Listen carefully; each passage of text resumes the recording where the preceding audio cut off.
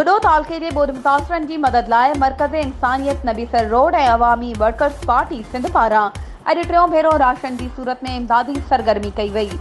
जंहिं तहत जुडो तालके जे मुख़्तलिफ़ ॻोठनि में कपरी, पिताफ़ी, कोली ऐं भील बिरादरी जे बरसात मुतासिर थियल 180 ख़ानदाननि में राशन विरहायो वियो। हिन सरगर्मी लाइ अवामी वर्कर्स पार्टी सिंध सां गॾु स्वीडन में रहंदड़ पाकिस्तानी भाइरनि ऐं दोस्तनि बि माली मदद कई।